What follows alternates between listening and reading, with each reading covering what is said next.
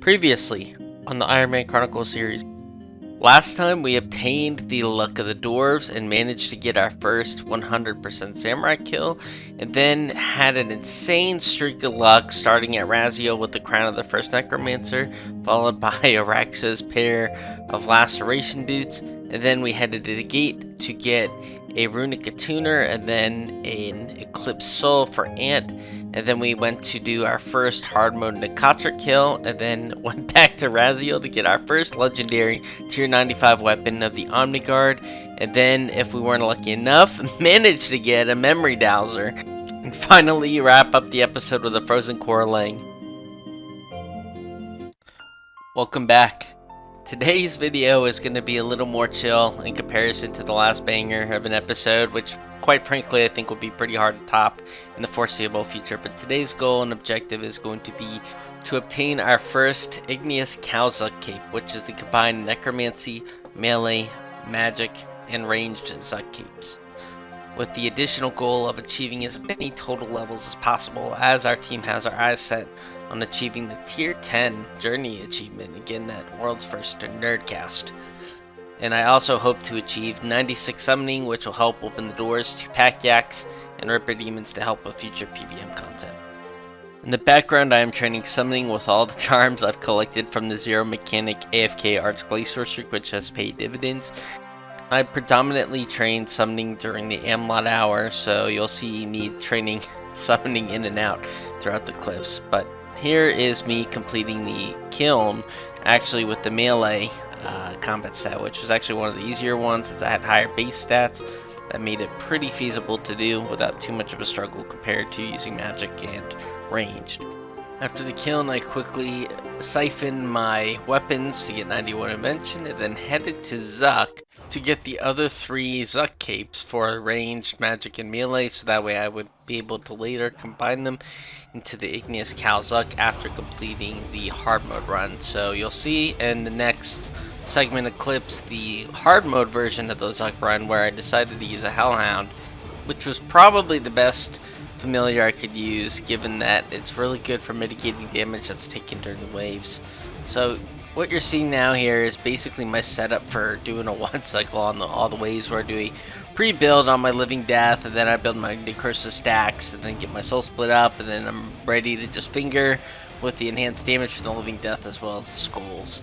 So each time I was able to actually manage to get the one cycle on Zuk for each pre-challenge wave using this method. For the first challenge, I just simply started by using a Threads of Fate with a Soul Sap into a volley, and then usually I finish off the last with like a finger or a special attack just to quickly knock out the last few minions. One of the most satisfying moments during any Zuk run really is making full use out of the Threads of Fate. Depending on my Necrosis stacks and souls available, usually I like to do a Death Mark into a Threads, into a Sap, Volley, and then a strong ability like a Finger or Death Guard special attack.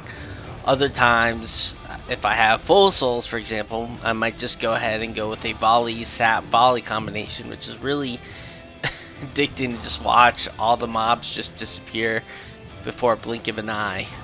So here's me doing a second one cycle here and getting the second challenge, which was in the past actually difficult to do because I had so few high damage abilities when I did the normal Zuk run. But now, because of the Zuk cape and having my tier 95 at my disposal, that gives me more options for dealing high damage, which made the second challenge, even without vulnerability, a pretty easy walk in the park. And here is another example of just making full use out of that Threads to quickly clear out some of the mobs. And I'm now at wave 14, getting ready for the third challenge, which was actually a little bit of a pain on the normal mode Zuk run, if you recall, since I didn't have Barricade at the time. So I had to use Devotion to actually mitigate most of the damage. But this time I actually had Barricade. The challenge, though, was I didn't have a tier 90 shield with turtling at my disposal, so I decided to bring my Shroud, tier 75 Necromancy shield, to have the longest barricade possible. So I actually had to use Resonance first in order to have Barricade last long enough to last through the other 3 auto attacks from the challenge minions. In hard mode, at the final 100,000 HP, instead of resetting through the standard rotation that Zuk does, he summons a conduit of full in the center. Basically, you have to knock that down 5 times to finish off the encounter. You may notice that the conduit was actually death marked, and I forgot at the time that when you have it death marked and you proc, you could actually get hit twice. Normally, for each time you knock down the conduit, you would throw down a resonance or disruption shield to mitigate the damage, but in this case, because it knocked down the pillar twice within a couple ticks, I was only able to actually block one of the hits with resonance, and the second hit channeled through right after and caused me to sign. But anyways, there is the first hard mode kill. Immediately I went to the bank with my new Igneous stones, and I made the magic Zuk cape, the melee Zuk cape, and then the range Zuk cape. And with my existing necromancy cape, I combined them together to form the Igneous Kal-Zuk, which is a really nice quality of life since it has all the effects of the Zuk capes into a single cape, and also, quite frankly, just looks really nice to wear.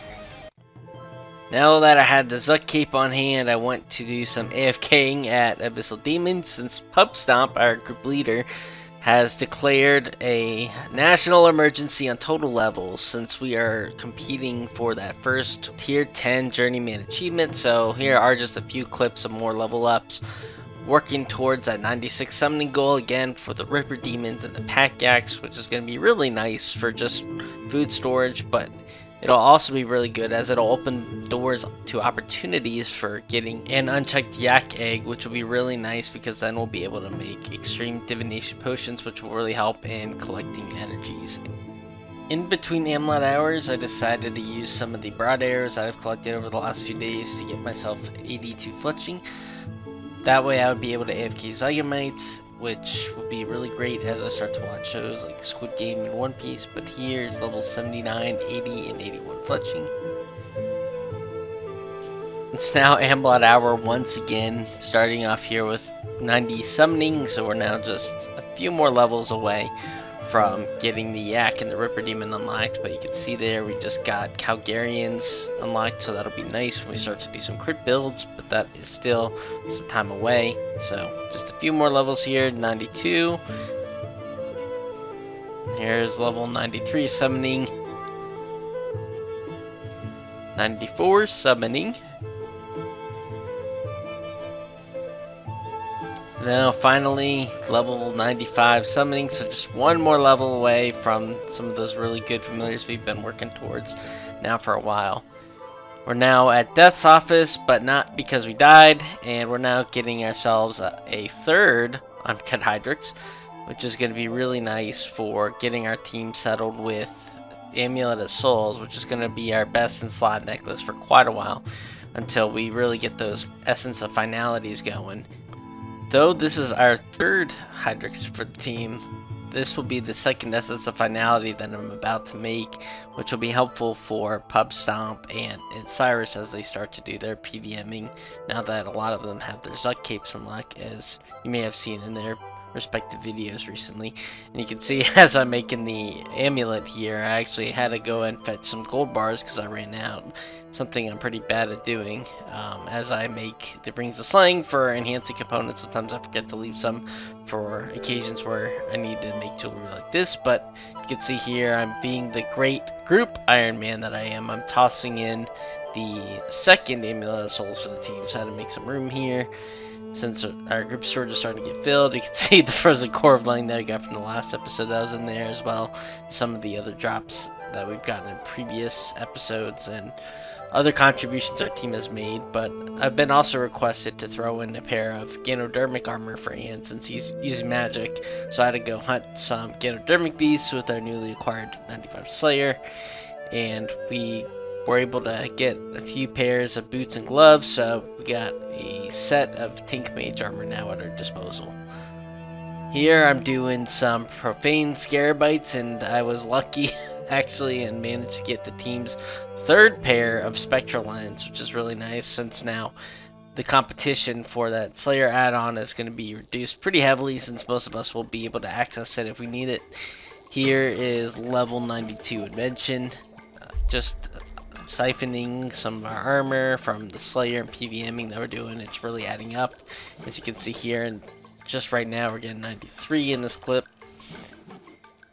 We're now back at the summoning grind. Now it's Amline hour, and here is finally the anticipated level 96 summoning, which is really big now because we can do yaks. So you can see we're now farming some yak pouches here, hoping to get ourselves an unchecked egg, but we got a few summoning levels along the way. I did not quite have enough charms at the time for 99. Here we are doing our daily farm run, just checking our spiders. Went to do some daily challenges and got myself level 89 archaeology, so just one more level from the Elder Rheumatic. And then here is finally 82 fletching, which is really nice because I'll be AFKing some zygomites for some pretty decent fletching XP, all things considered. And you can also see in my inventory, I'm getting some unchecked zygomite eggs, which will be really nice for when I get level 81 farming, when I can check them and then hopefully get some nice XP drops from them. But anyways, in the background, I'm just getting a few fletching levels. At the time, I was actually watching Squid Game 2, and I was also begged by some friends to check out the One Piece live action. So that was my first experience watching that film. So those are both really good shows to watch. It kept me entertained for a while. Cyrus has graciously sacrificed his uncut Hydrix to me, so I'm making another third Amulet of Souls, and here I'm trading it to Cyrus, who was AFK. Borderline sleeping at the rituals. I had to wait a good 5 minutes of spam trading him until he woke up and realized I was giving him his Amulet of Soul. So, claiming some daily challenges while I just picked up some stuff at the merchant for 84 construction. Then I headed to Raziel during my Reaper assignment and picked up 97 defense. And then to wrap up this episode, the entire group decided to start working towards 100% zamorak, world's first achievement. So we're just pushing enrage as a group here, and you can see you're just finishing a 60% enrage kill, and as always I must include an uncut onyx drop. And then we proceeded to the very next kill at 70%, and unfortunately had an untimely demise and died because I failed to switch to protect magic before activating the trap on the last pad. Here we are again at the end of the video. Thanks for watching. I will be posting another video probably later this week or maybe even in a couple days that will showcase some of our most recent achievements on our group IronMan team. Definitely take a look at Cyrus's and Chill's YouTube channels to see some of the most recent highlights. I will catch you all in the next one. Bye.